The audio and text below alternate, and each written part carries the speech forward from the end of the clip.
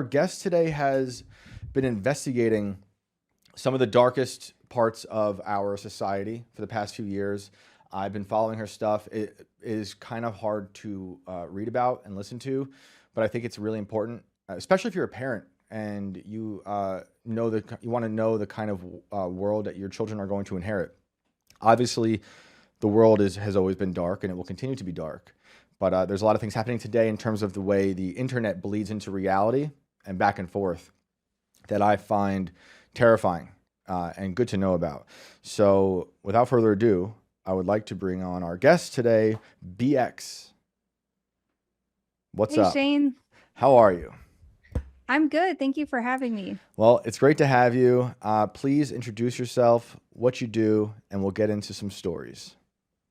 Yeah, so I kind of joke around that I'm this soccer mom, basically just a normal everyday mom who kind of became like fell down some rabbit holes online and then turned basically just changed my entire life, my perspective on reality and everything else. So now I'm here.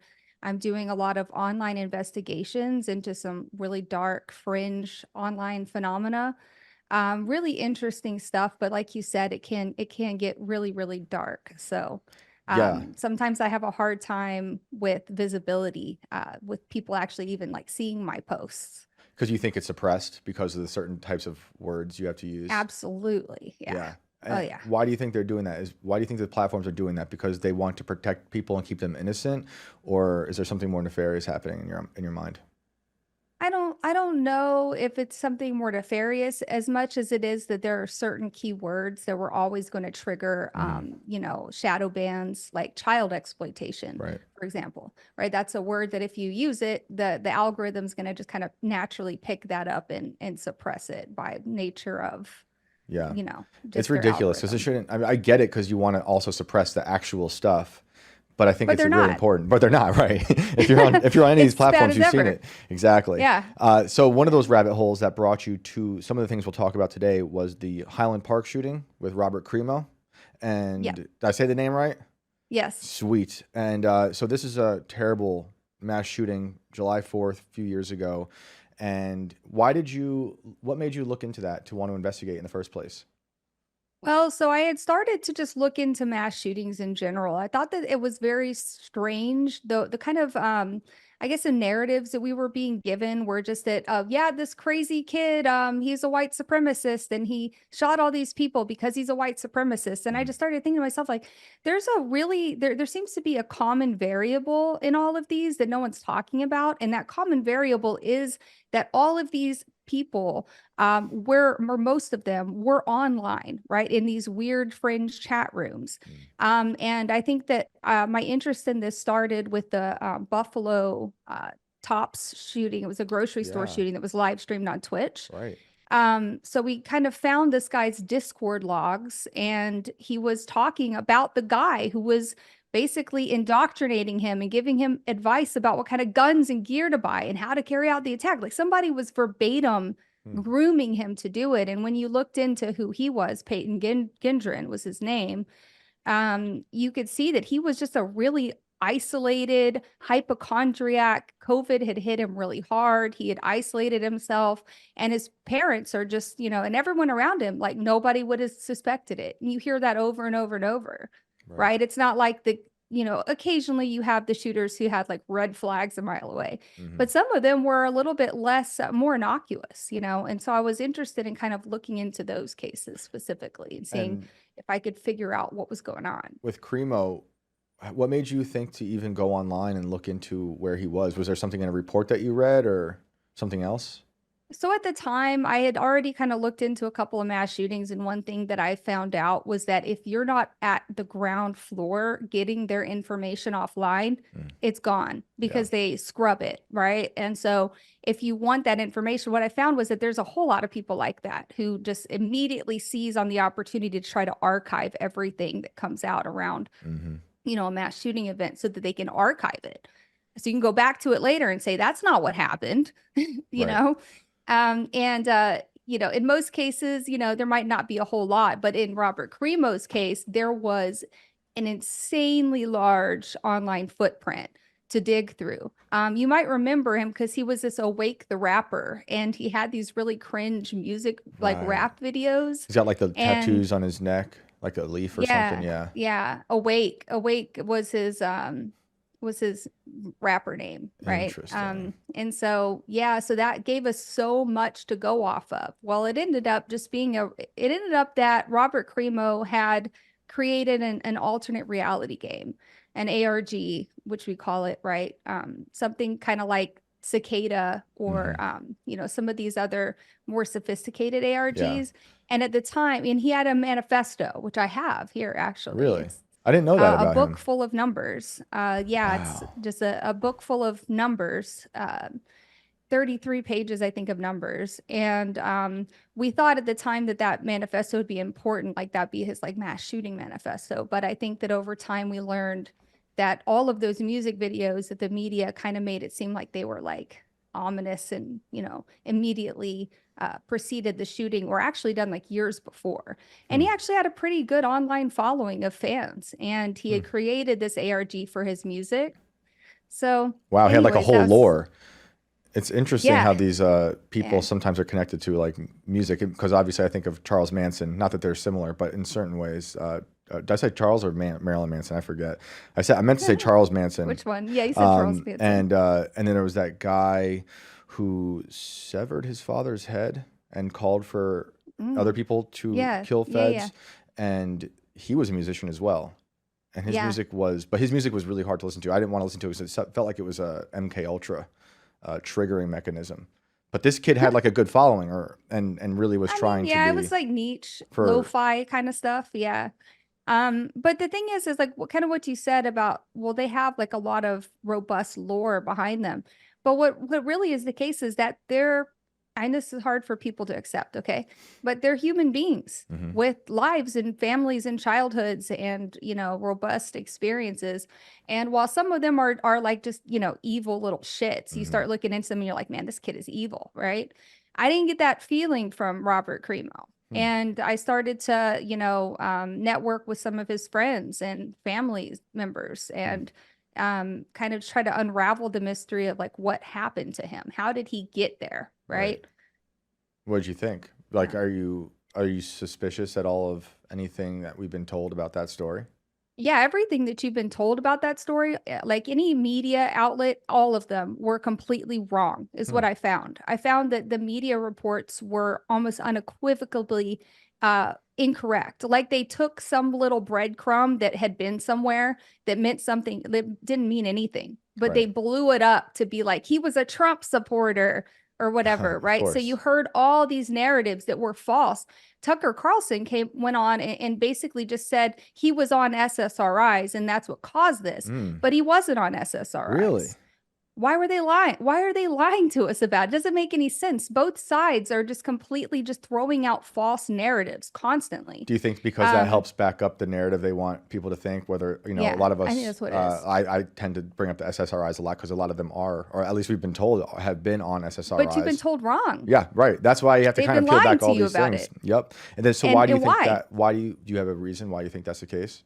I don't know. It's very strange because, like, when I started doing mass shooting research, I started actually compiling a database of these kinds of things just to see, like, how many of them came from single parent homes. You hear that a lot too, right? When in fact, most of them came from homes with married parents. But if you tell that to people online, they don't reverse their stance and go, huh, maybe bad parents and bad marriages cause mass shootings. They'll try to do these mental gymnastics to, no, you're wrong for Right. whatever reason. And it's the same thing with SSRIs. By and large, what we're seeing is that these shooters have had like red flags of mental illness, but weren't on medication. And so like I know everybody wants to conspiracize about big pharma and stuff, but when you just look at the data, the conclusion becomes, oh, maybe they should have fucking been on medication Right. because they were hearing voices telling them to murder people. Right. You It's know? almost like, I mean, because a lot of these people, I'm thinking about the mass shooter in Maine just this past fall. I don't know if he was on anything, but the He was conversation not. was interesting. But was he in a mental institution? Like, was that part of this story officially? Over a year prior to the Over a year prior, shooting. and Yeah. and hearing voices or no? Yeah. And the mess up thing about that is that people try to blame everything except the police. Okay. Like because the family of that guy in Maine, they had been like basically pleading with the police to do something about him. The police were like, we can't do anything. Sorry, he's dangerous. We don't really want to, we don't put ourselves in a dangerous situation, just leave him alone. And, they had many reports from his family members that were like, he's talking about going and shooting places up, like he's going to Right. kill people. And the police just failed to do anything about it. And he wouldn't take medication because he was in denial that he had anything wrong. Wow. And so when I started hearing people blame SSRIs again, I'm like, you guys are just straight up not looking at like the facts. Right. That's not what happened, but it's really easy to mislead people when it comes to these narratives. So the same way that the left misleads people about gun violence and gun control, Yep. they use a lot of faulty reasoning and bad statistics to do that. The right also does the same thing when it comes to like hot button political issues. Yep. It's almost like thinking about SSRIs as the one ultimate boogeyman behind a lot of these mass shootings. It almost waters down the true nature of evil operating behind it. It does. The police response is obviously a problem because you do hear a lot of these people have had, people say, hey, maybe you should watch out. And then they've been avoided. I mean, that's been turned into a meme where he was on our list or whatever the feds would say, or the cops would say afterwards. Yeah. He was known to the FBI, right? Yeah. Say the word. With Cremo, so you find his digital footprint and you're going down this rabbit hole. And then how do you find the website? Like would you say it's a blog of these incel types or something else? Yeah. So yes, the incel forum is kind of the next step on my journey, I guess, where basically I was doing a lot of research into mass shootings, and there had been a couple of people who had tried to insinuate that Robert Cremo was an incel, which is like if you don't know what that is, like a pop culture word, I guess, sort of, that means involuntarily celibate. And the definition is like guys who can't get laid despite trying. Okay. Right. They're trying to find a girlfriend and get laid, but they can't. Right.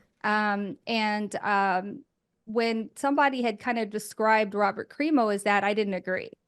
He had girlfriends. This kid was actually pretty popular. He had friends. Right. Like he wasn't a loner, weird, like the media made it seem. Right. And so when I reached out to one of those people, it turned out that person, I didn't know at the time because, she had a podcast about incels and where she kind of whitewashed, like, and tried to soften them and make them look like the community wasn't a risk, a threat, But in reality, I found out that she was actually a threat assessor of some sort for, these DHS funded programs that work in countering violent extremism. Is this Nama? Yeah. Okay. So, and how did you find her through the websites? Like was she on the blogs or? Well, I found her because she had made an article about Robert Cremo, and I just reached out to her about it. And that's when we started talking about incels, and she told me about her podcast. And that's when I started going, oh, okay. So her podcast is about this particular forum. But when I go into the forum, what I found was that, no, there's a serious terrorist risk here. Like, this is alarming. Like, we're not talking about, stochastic terrorism on like 4chan. Like, this was to me, it was an obvious honeypot where kids were being lured in there and then groomed by real terrorists. This is exactly what I had been looking for. Right? Because I had been looking for the people above the mass shooters, the people who were indoctrinating them into these ideologies. Right. And that's what I found there. Right. Like what's going on with the Buffalo thing. Right. And when you're in that website looking around, are you thinking at any time like some of these kids are just trolling? Like they just came here to say some ridiculous stuff? Like how are you differentiating between what you think is a serious threat and then people just trolling? I guess it comes with experience because at first when you go into a place like that, and since then I found multiple places like this. This isn't an isolated incident. This is just the incel one. Right. There's other ones. But what I found over time is that like when the first time you go in there, most normal, healthy, well-adjusted people are going to be shocked and just be like, oh my God, this is a nightmare. no mentally well-adjusted person would go there and Right. like be a member. It's Right. very, very violent, very all about, it's society's fault that you can't get laid. It's women's fault you can't get laid, and you should go rape women and murder women and become pedophiles. I mean, it's just atrocious. Right. And I think that most people, and I pick at people who call themselves free speech absolutists. So sometimes, right, because that word gets thrown around. But in reality, the people who operate these forums, no, they are free speech absolutists. They do think that you should be able to groom kids and promote pedophilia and do all kinds of disgusting things, which I can't agree with. So most people, it's kind of funny to show people these sites and have them go, you weren't being a hysterical Karen after all. Like, this is terrible. And have some of these violent like fantasies, I know they have, but can you describe for us how some of these violent fantasies have bled out into the real world from a website like that? Yeah. So like I was going to say, you were talking about how do you know the difference? Well, at first you don't, because you're just shocked at what you're seeing. But over time, you start to understand the lingo, and you start to understand when people are just shit posting versus like, I'll give you a really good example of like, there was a report made not too long ago by an ISIS watching website or Al Qaeda website that watches this stuff. And they had found that there were like 5,000 site visits to the main ISIS recruiting page from that incel forum in like a year or two span, I think. And so, that's not surprising, because there's actual members of ISIS on there, and they're actually trying to, convert incels into radical jihadists. Right. And so, it makes sense that counterterrorism agencies would be in there, because it's a serious national security threat. But you can start to tell the difference between somebody who's just like blurting out a bunch of violent stuff versus ISIS. Like, they'd speak differently. You can just tell the difference with experience, right? In the words they're using, or the sentence structure, stuff like that too. Like I've been on some websites, not as bad as that, but certain ones for guys who were violent against like prostitutes in Long Island when I was looking to the serial killer out there. And it's just, it's not dark web. It's just very easy to go to. Just no one knows to go there other than these local guys. And it's just, they get away with saying crazy things that they say they're doing in real life, Right. And it's just yeah. weird. And that's a difference, right? Like, so you also learn the difference between what's actionable for law enforcement and what's First Amendment protected. And most people are surprised. Most people, if somebody's screaming about murdering women, they think that person needs to be like visited by the FBI. But they have to actually be pretty specific. Like, they have to be like, I'm going to murder a woman, and I'm going to do it like this. And this is who I'm going to target. And like, it has to be more like an actionable plan. They have to know that person. They have to have a reason to believe that person's going to mobilize to do it. Not just an abstract thing. Yeah. So a lot of people have this misconception that the feds will just run around and like tackle these problems. They really don't. It's hard. It's hard to